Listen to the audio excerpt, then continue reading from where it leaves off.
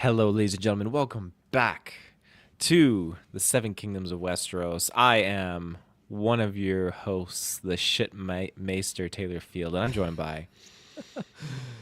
I am the ninth. Kirkland Patzer. And yes, we are here because this is the finale of Night of the Seven Kingdoms. Holy smokes. What a journey. 6 episodes, half an hour each. It's been a good time. But yeah, we're here to discuss it. If you've not seen any of the show, well, we've got the show's out, so go watch the show, and then we've got 5 episode reviews that you can go check out, available right now. Best part is they are ad free on both feeds because I just realized the episodes are short reviews, so you don't even have to join the Patreon if you want those to be ad free. But if you want all the other stuff to be ad free, join the Patreon because you get tons of content on there. We just did something for the Patreon, which was the Did a couple retro retros. Punisher. Punisher, yeah, 1989, starring the 1989. great Dolph Lundgren. Yes. And there was another retro we did too, which was Resident Evil. Yes. That's right. The animated one and the live action with Mila. So there's lots of stuff that's just gonna be popping off on the Patreon. Lots of upcoming content to check out. It's a good time, good place to be. And also we got shout outs to do here. Thank you to our patron producers, Aaron Braden, April of Darkness, Jack Grant, Superbad Mike, The Good God Loves Me, 69, also known as Norman Reedus Fetus, Hidalgo, Lenny Kravitz, Cocktail Clay, John with no H, Sam Green, and John M. And I think there's more. I'm not sure if there's more, and we just haven't added them in there yet, but it's a work in progress. There's lots of stuff coming on the feeds. We got a review coming next week from me and Travis. Going to be doing Scream 7, and we're also going to do like a mini review of the trailer for Scary Movie, the sequel there, because they're dropping that ahead of Scream 7, so that'll be a good time. Nice. I think Project Hail Mary, that's around the corner next month, and we got tickets early because the showing is now earlier in the week on the Monday instead of the Thursday night. So are you coming to that, Kirkland? We're going to the Extreme. To be determined. I wasn't super hyped on that movie, but I was. Have like early reviews dropped for it? I don't know why I'm so like standoffish. I'm sure it'll do well. I haven't seen if there's early reviews actually for it. If it's one of those movies where it's like, oh, no one can talk about it until the day before the release, then okay, it's one of those movies. Doomed to fail. Yeah. So we'll have to see. Yeah, maybe we'll see. Yeah, but okay. Without further ado, let's get into here. We're going in raw. No preface bullshit. Like we're getting into spoilers. So if you don't want to be spoiled, you can turn back in 3, 2, 1. Kirkland, how'd you feel about the finale? Yeah, episode 6. It came so fast. I can't believe we're already here. I really enjoyed this episode. I think in the back of my head I had some like false hope that this would be a longer episode, just because I have been enjoying the show so much. I'm like, oh yeah, the finale it'll probably be like at least 42 minutes, right, to really build up. No, still just like a 30. I think it was like 30 minutes flat even this episode, but regardless, what was in there, we didn't have a lot, but I feel like the quality was really top notch. I just really love our cast. I really like specifically Sir Duncan and Egg, but even just like the surrounding supporting cast, I just really like the crew that we have. So I'm really looking forward, excited for season 2. I think they did them back to back. I feel like we've discussed this a couple times on the reviews. I apologize for not remembering, but regardless, I'm very much vibing with this. Although also like this episode was the first one that really hit me, where I'm like, this is literally just like Mando, but Game of Thrones, right? Like you literally just have the Mando and Grogu, but you have Sir Duncan the Tall and Aegon the Squire, and obviously there's some filtration there. It's not the exact same show, but just like the main soul, I feel like is there. They go on adventures, but it's really about those two, and I feel like what we got at the end of the episode, it was just like well, maybe not the very end, but like before that last scene, you just like have like a wholesome grin on your face, and you're just like, man, I just really love this adventure, and I want to just follow these two going forward. Exact same way I was feeling at the end of season 1 of Mandalorian, which is kind of funny, and of course that kind of tapered in quality, at least to my in my perspective, on my feeling of that show. So hopefully, this show doesn't go the same route as that. But for what we got, judging just here, really really good. I was kind of surprised what was going on with oh my gosh, gotta get my Dunk? IMDb. Egg? Makar Targaryen. Just how that whole thing unfurled, use that word, with Sir Duncan, and just that whole dynamic. Like, it could have gone many different ways. I was expecting it to go a different way than it did, and I don't know. I was surprised, and like it was a nice surprise, just because it. I don't know. It wasn't super what I thought it was going to be, with regards to. I don't know why I'm so trained on like having spoiler free section. I'm like beating around the bush on what actually happened there, but just his whole dialogue sequences with Duncan, like he just seemed like a more understanding individual than maybe he had seen or seemed to be. Sorry for what he was shown earlier on in the season.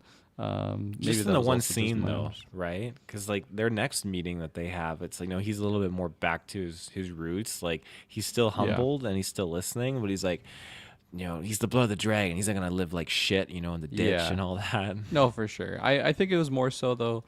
Like my theory would have been like a classic Game of Thrones. Like he like purposely killed his brother, and it's like this is gonna be my I was just expecting like the evil reveal here of okay, we're coming to a season finale, and now you're just gonna feel like shit, just how you feel at the end of every single Game of Thrones season for the first handful of seasons. Ed Stark.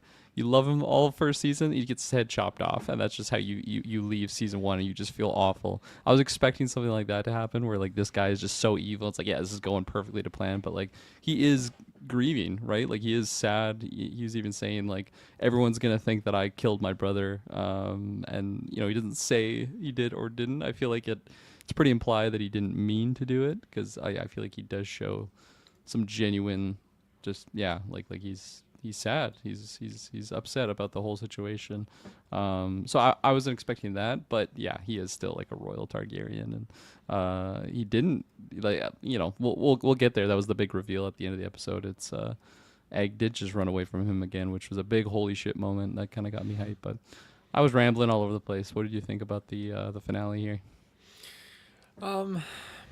Yeah, I really enjoyed it. Again, these episodes, they're 30 minutes long, and this did not They're at all so feel fast. like it. They're They're so so fast. fast, but they do a good job at really diving into the story, and I had a good time with it. I wasn't really sure what the fallout was going to look like, but seeing Makar feel that guilt and that weight of his actions, and not being genuinely happy that he killed his brother, it just it's painful to know that, okay, because of this, this is just a canon event that leads to Robert Baratheon's rebellion, right, and the Mad King and the downfall of Targaryen reign, after like centuries of ruling. Because of this, I mean, if Baelor became king, we wouldn't have had the Mad King. We wouldn't have had anyone. We wouldn't have had the Lannisters turn on them. Jamie Lannister wouldn't have killed him and stabbed him in the back. Like, Robert Baratheon wouldn't have started the rebellion. It would have been so different. And so it's just crazy to think, like, even in this instance where, yes, Egg eventually becomes king. Yes, Duncan becomes Kingsguard.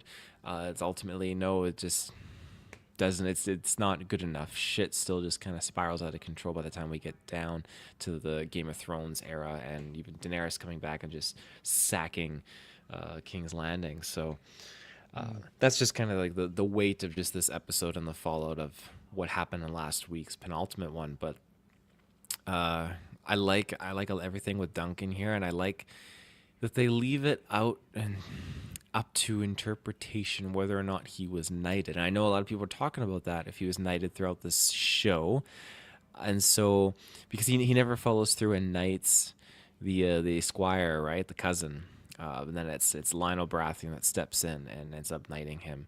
So people were speculating, oh, he couldn't knight him because he was not a knight himself. And so here you go, he's like, Sir Alfred Pennytree, why didn't you knight me? And like, he's Yeah. dead.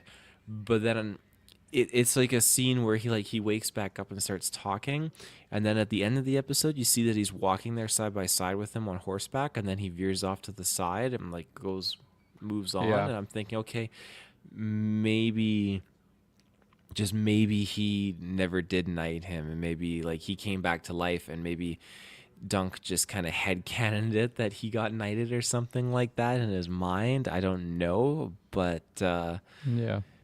yeah, I think it's up to interpretation, and I like that. That was one thing, and then they've thrown in another little piece of a moment where you didn't have Makar and you didn't have Egg talk. It was just a fucking heavy scene, and you think you would need some whole sequence of exposition between the two of them, but you didn't. You just needed Egg to feel like he was truly left alone, sneak in there with a knife, because I was thinking he was gonna cut Darian's balls off or something. Oh like wow, that. yeah. When he first grabs the blade, he's like looking at his hair. I'm like, is he just gonna do a wild like buzz cut here with Oh. this butter knife? No, he was going to finish the job. Take out. Yeah, that scene was really intense, even though there was like no dialogue in it at all. I completely No, agree. just grabs his shoulders and then the blade. I thought maybe he didn't know the blade was in Egg's hand, but then it's like subtitles. Blade drops. Like, okay, Yeah. he knows. There's a loud clunk too. And then what were you saying before that? Let's circle back to oh my gosh, what were you just talking about before that scene with The rebellion, the canon event. just after that with The ghost penny tree, him not being knighted. yeah, okay, yes, thank you. Yeah, I thought that was going to be a really big reveal that like he actually isn't a knight this whole time. I thought that was going to be how he dies, because it looks like it's like the exact same scene like that he buries him in, right? Mhm. Like at the start of the show. So I thought that was going to be the moment that he asked that, and then he just dies there, and then he never gets to find that, and he's just been a fraud this whole time. Back of my head, I'm like, that is pretty dishonorable, and I feel like Duncan is pretty honorable. Like he's a very chivalrous knight in an era where I feel like that's kind of few and far between. Like even like the true-blooded nobles don't really act very, honorable. Exhibit A, that fucking Aryan guy in the show, how that whole thing went down. I mean, he is the cause for fucking Baelor getting skulled, right? Like this Mhm. whole thing happened because he chopped that poor lady's finger off, and he's a royal, right? It doesn't matter what the repercussions of his actions are, but. I digress. But no, getting back to that scene, I thought that was going to be like the big reveal that it didn't happen. And then he wakes back up and it's kind of like, yeah, just a comedic moment. I think he did get knighted. I thought maybe they were going to show that because they do set you up into thinking that, but then it's never really answered. But I don't know, just by the way that Duncan kind of carries him about, I feel like he did. But it wasn't, concretely told to us one way or the other, so we can keep speculating and theorizing. I'm sure it was discussed in the books, so the people that have read that probably know the answer, but still, I'm totally okay with that answer not being revealed here in this season, and to let us kind of think about that going forward. Yeah, no, I agree, and I don't know if we'll get that character like Penny Tree coming back in the next season with the way he like Paul Walkered off in this final episode. Like Vin Diesel and him in their trucks, just Yeah. till I see Veered. you again. Yeah, That oh song starts gosh. playing. That song. Yeah. I'm glad that didn't lead us off into the No, rolling no. credits. Night of the But- Nine Realms. Nine Realms, yeah. And I thought that was great after that whole sequence of them going off together, and then it cuts back to the Targaryens leaving the camp. I thought for sure that we were going to see Aemon Targaryen, his brother, because he's the one that goes off and joins the Watch, the Wall, as a Like the one from the crow. show, right? Yeah, Like he we see the becomes older boy? a maester. Yeah, so I thought we were going to be seeing him, but we did not. It just cuts to Makar like, where the fuck is Egg? Where'd he go? Yeah, that's when it's like, holy fuck, okay, this is intense. Because, like, the scene right before that is them, just bonding, going over the Nine Realms, Eggs, listing them all off. And it's just like, oh, this is awesome. This is so wholesome. I love this show. Everything worked out. He gets to go train with them. And then it goes to that and, like, the reality of the situation going into next season where Duncan thinks that he's, you know, he has the approval of his dad to train him, and everything's right in the world. He's doing everything like to the law. Meanwhile, there's like a manhunt trying to find Egg somewhere in the realms. Yeah, it's intense. No, for sure. I'm excited to see where it's gonna go. I think that's gonna be the best part because you highlighted the Mandalorian there, and that's a great comparison. I think you're getting into this buddy buddy scenario here that I'm really really down for to see, and yeah, no, I think it's gonna be good. I don't need to see any other characters, I guess, pop up. Like if this is the last that we see of like the Targaryens, that family, I'm totally fine with that for now. I'm down to see like Sir Dunk and Egg going on adventures, and it makes sense that they're going to be going out to Dorne as well. And I don't know if I fully trust what Egg is saying about 9 realms versus 7. I feel like he's just like, okay, I lied to my dad. We need to get the fuck out of here. We need to go far away to Dorne because Dorne is actually not part of the 7 kingdoms. And maybe it is at this time. I'm not sure with my Game of Thrones geography of Westeros too well, but I think Egg is just pulling his Sir Duncan's chain a little bit. It's like we need to leave, at least for the time being, until we come back. Yeah, I didn't really think about that angle of it, of him like knowing that he betrayed his father, and his father's probably going to be looking for him now, and just trying to get as far as possible. Because in that scene, it doesn't seem like he's really pushing to go to one specific area. And like the fact, like the show at the end said like a Knight of the 9 realms or whatever, like in the credit, makes me think that he wasn't just lying to him. Like if the next season comes out, is that what it's called, a Knight of the 9 realms or 9 I think kingdoms? there's a high, well, yeah, there's a high chance it could be. Yeah, because the actual book isn't called a Knight of the 7 Kingdoms, right? It's just called like the Hedge Knight or something along those lines. Yes, that's I right. believe. Yeah, it'll be interesting to see, but regardless, that's like something that I do want to touch back upon, obviously, for next season, and I just want to get the show again because it's so good and these two are so great, and I feel like I think maybe I'm just out to. I'm not gonna. I was gonna say I think they were filming stuff already, but I don't want to say that because I'm probably wrong there. But if they haven't filmed, they better film right away because we know how quickly child actors can age, and if they take too long, Egg is gonna be bigger than Sir Duncan the Tall. That's right. You have an Avatar Airbender situation going on. Yeah. When you said Avatar Airbender, of course you're talking about Aang, but like I was thinking the blue Navis. The He's blue just like an Na'vi. 8-foot monster. I was curious about like a Knight of the 9 realms, and so I gave it a quick Google, not to be confused with Knights of the Nine, the Elder Scrolls DLC from Oblivion. So Hey, yeah, that's shouts out just to that. yeah, shouts out to that.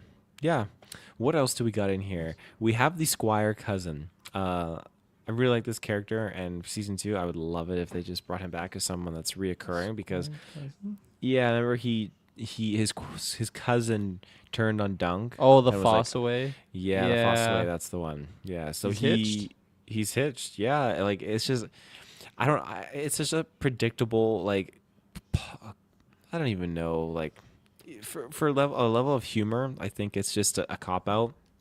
But it just gets me when you got some poor chap who's just infatuated with a girl and head over heels and just loses all sense of common sensibility when she's like, yeah, and I'm with child. Then gets a boy and he's just smiling like a boy. And it's like, man, she's been sleeping around. Like, what are you doing? But he's so giddy and so happy. But Yeah. that just hits my funny bone a little bit. I mean, it's brutal. I don't think it's funny. Like, God forbid it ever happens to to people. But it just cracks me up as a humorous moment in these shows. Yeah. Prostitution was legal back then in this in the Mhm. 7 Kingdoms realm, right? Mm-hmm. Mm-hmm. Yeah, I like that moment when she like her and Duncan kind of share a look, and he chooses to not reveal that he knows what her previous job was, and if they're happy, that's great. Mm-hmm. It was definitely a funny moment though, because he's like feeling all pumped. He's like, yeah, I got kicked out of the family basically. I'm a green apple now. I think that's what he is. And especially like talk about his cousin. He's like, yeah, my cousin kicked me out of the house because I betrayed him, even though like he's literally the one that like at the last minute switched sides. It was quite funny, but he was very pumped because yeah, he won, right? He beat his older cousin, and he's married now. He probably got laid last night. Like this guy's just on cloud nine. Yeah, I like that scene a lot. It was funny. Mm-hmm. Mm-hmm. Yeah. Lost his tent and everything. Jeez. Poor guy. Oh. Yeah, But he yeah, didn't have a lady so though in his old tent, but he does no. now in his new one. That's right. He's definitely someone, yeah, like I said, I want to see him come back. I think he'd be a great character, great asset. Um, and I wasn't expecting Lionel Baratheon to have a little bit kind of a send off, but just kind of a follow up with his character. Mm. He just keeps proving to be a nice, what would you call it? Just a nice fresh dose of just comedy and drama whenever he just pops up Mm. in each episode that he's in. He starts taking a leak and he's like, fuck off. You're a shit maester. You don't know what you're doing. You can't cure shit. Get out of here. And I don't know why that just Poor cracked guy. me up. Yeah, poor guy. That just made me laugh. But I think it's just a combination of the armor with the antlers that he wore when he went into battle, and then his level of humor and his charisma. But I really like this Baratheon character. Um, Yeah. yeah. So it Yeah. would be cool. Sorry, go ahead. No, no, you're all good. He's the type of character that like when he's on screen, I'm just like anticipating something to happen. I don't know. Like he's not like a full on wild card where he's just like chaotic. But I just feel like in a room full of everyone that's like clean cut, he could just say the most like ridiculous vulgar thing and it'd be funny. But he's not just a jokester. Like he fought in the battle. He was one of the knights and he's very capable. And yeah, I liked when he's basically yeah, just exchanging last words with Duncan there. Come to where's the place that he calls it? I can't remember now. It's not Mm, it's not freaking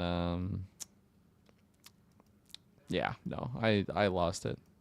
A different I think I had like an Elder Scrolls name in my head now after you mentioned that DLC. That's funny.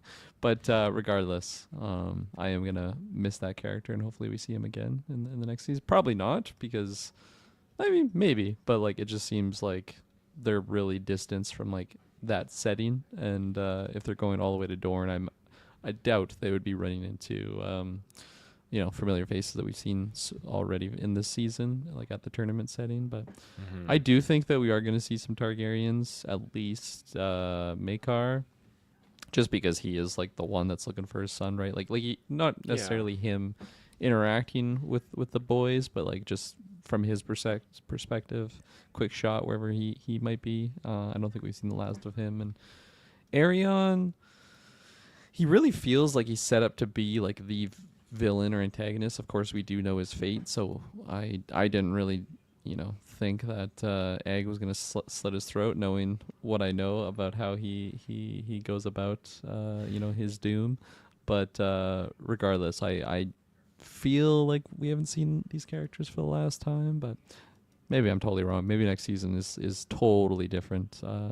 Just we got Egg and Duncan and the threat of his father trying to find him, but that's kind of the only tie to this season. But who knows? We'll have to wait and see.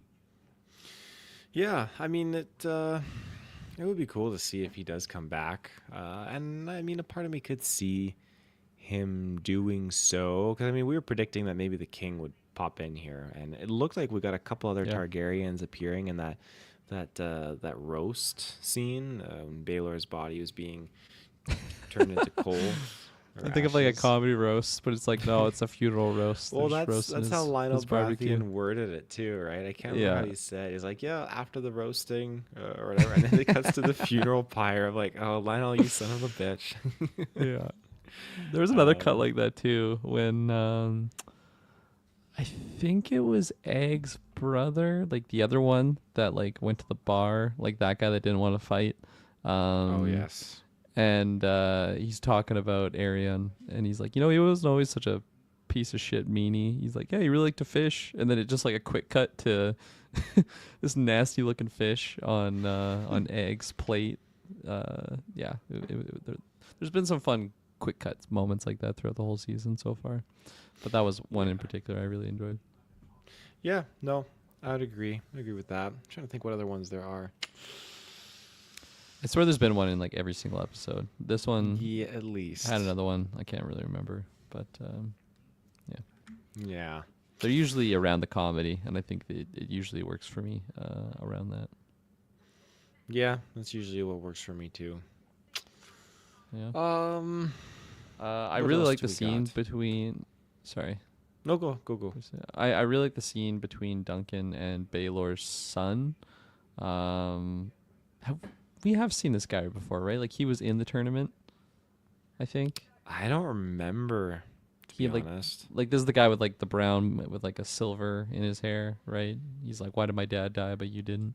That whole sequence. I liked it because it didn't seem like the guy like you're the reason why my dad's dead. Like he kind of came across that, but like not really. Like he did seem more of a stoic, philosophical type view on the whole situation, which I really liked because it seemed like I've seen this character for like 2 seconds of this entire season, but I can already see some of the Baylor traits in him. So it does make sense that like he'd be his son. I'm really gonna miss that character Baylor because obviously he was a really interesting like Targaryen character, right? Like a very different Targaryen than we've seen of the past. So I was really looking forward to getting more of that. Rest in peace. We're not gonna see him. He got roasted, but his son here, I liked it. I liked how he was just questioning the whole situation, and I didn't realize he was using his son's armor, but he did, and he died in his son's armor. That's pretty sad, but regardless, I like that whole scene, and even just the whole like after the tourney is over now, and like Duncan is just limping about. He's all busted and blue, and life just goes on. The tourney's over. Like the Royals are like in bed rest, like getting like a bunch of maesters looking after them, but like Duncan is just hobbling about on his broken limbs, and the whole town just thinks that he's the reason why this guy, like this royal guy, died. I just like the whole feel of that, and just like the stark contrast between like a well-regarded knight like an Aerion Targaryen versus the Hedge Knights or Duncan, and just how they're treated. Like even though they were literally clashing, like on a, like they could have, like he could have killed the Targaryen guy right then and there, but Oh, then once the for tournament's sure. over, they're in like completely different social hierarchies, and it's just, yeah, it's a totally different ball game. Even if he is a sir, it's not really the same equivalent by any means. But I threw a lot at you there, but that was kind of like my last overalls, I think, specifically for this episode. Yeah. No, I like that, and I could definitely agree with you. I'm trying to think of what my overalls are for this episode, but I don't know if I really have any other notes. Trying to think, if we missed anything, any bit of dialogue alluding to anything like that, but I don't think so. Yeah, I don't think so either. I guess I would ask you, like, what do you think overall?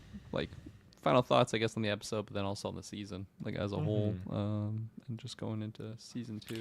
I mean, yeah. Final thoughts is the show's great. It subverted my expectations, exceeded my expectations. I thought the show was going to be one thing, and it completely turned out to be something different. And so I've been telling everyone that I know, like, hey, you got to check it out. It's a good time. I think you're really, really going to like it. And so hopefully that gains some traction because I mean, I'm sure I'm not the only one where people are like, oh, short episodes. I don't know what we're in for here, but the show's really, really good. And so I hope a lot of people give it the time of day to watch it, because I think if we get a season 2 and we get more adventures between Egg and Dunk, I mean, I'm all there for it. That sounds like a damn good time. So if I had to give it like a number, I'd probably go like 8 out of 10. Docking a 10 point because the for episodes the could have been a season? little longer. Yeah, for the season. Yeah. And then docking another point because, no, fuck it. I'll give it 9 out of 10. Hey, Yeah. look at that. Yeah. Quick 9 out of 10. Yeah, I like it. I really enjoyed the season. It was definitely it was one that like I was really hyped for. First episode happened. Deflated me a little bit, and then I like readjusted my expectations, and then from like episode 2, it's just been all rise. I feel like yeah, it's just been all top quality, and I kind of want to rewatch that first episode and feel or I imagine I'll feel a lot differently than I did on the first viewing. But still, Mhm. it was good times. It was just kind of, of course, rearranging what this show kind of is and what my expectation of what it was going to be of battles and dragons and just like much larger scale. It's like, no, this is a lot more of a simpler story, but Mhm. it doesn't mean it's bad by any means. But yeah, really, really like this season. I do wish it was longer.